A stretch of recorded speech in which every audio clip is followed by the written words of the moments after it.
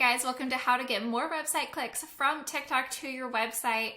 I'm going to give you a quick little backstory. When I first got on TikTok in 2020, I was making a ton of content for my first brand and I was getting lots of views and likes and follows, but it wasn't converting into website traffic, which led me to feel very frustrated. I felt like I was working so hard to serve my niche and it just was not working. And there's a couple lessons that I learned. And when I tell you guys these things, you're probably going to be like, duh, Kira, that's so obvious, in which case you'd probably be right, but I'm going to show you what I learned. When I was new to TikTok, I was not used to creating short form video content. That was foreign to me. And so I didn't have these things, like, just didn't seem that obvious to me at the time. Now I've gotten used to it and now I can look back and be like, yeah, of course, but I'll show you. So the first thing is understanding your niche. This is going to be a massive first part because there really is no website traffic if you don't even know who you're serving. So you need to be really clear about who are you making content for. Who are the people that you want to interact with your content? Who are the kind of people that will be interested in whatever is in the link in your bio? If you're creating a bunch of different content that's not really all related, then people are less likely to click the link in your bio because they don't really know what to know you for. They're not like, oh, go follow that girl. She's really good at fixing your credit or balancing your hormones or teaching you about how to nurse your baby or something like that, because you're just all over the place. You're not really niche down, and they don't really know what you're like a good resource for, what you're really offering them. Another thing is that I was just doing trends, a lot of trends. Like in 2020, TikTok was kind of more about trends, and I was just doing these trends and these trending audios and like these little skits and things that my ideal client, like I understood what they thought was funny and relatable, so they were sharing it and laughing at it, commenting with it, but they weren't clicking the link in my bio because they had no idea why they should. They had no idea what was there. In my mind, I was thinking like, oh, you're just gonna like my content and follow me and then go see what's in my bio. That's just gonna happen on automatic. And spoiler alert, it does not. So you absolutely need a call to action on every single video.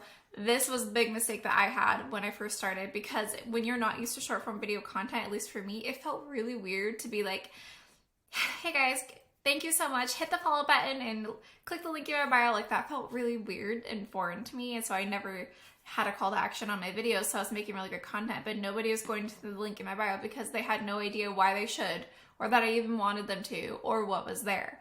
So once I started implementing a call to action, like, hey, and I also have a free guide, a link in my bio, check it out, you know, whatever. Or even just a call to action like, hey, check out the pinned video. If you have a pinned video and you can have instructions about like what's on your website and what you offer in your pinned video. That way that might feel a little less weird to, if saying click the link in my bio feels like foreign to you like it did for me at first, you can also say check out the pinned video and then put all that information in the pinned video so you don't feel like you're saying click the link in my bio all the time.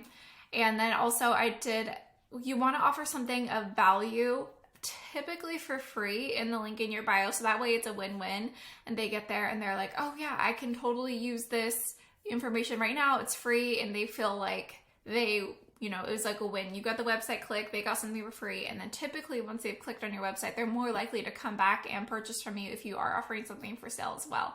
So once they have those positive experiences, immediate wins, they're more likely to follow you, interact with your content, continue coming back to your website, clicking the link in your bio, etc. If you're like an online store, like a shop or an Etsy shop or things like that, then offering something for free probably doesn't make sense. But you could have a coupon code like, hey, and check out the link in my bio. I have a coupon code. It's in, such and such for all my TikTok followers. I love you guys. Thank you so much. Things like that. Putting that call to action is really important. Now, I will say that recently TikTok has switched their metric to be strongly reliant on watch time.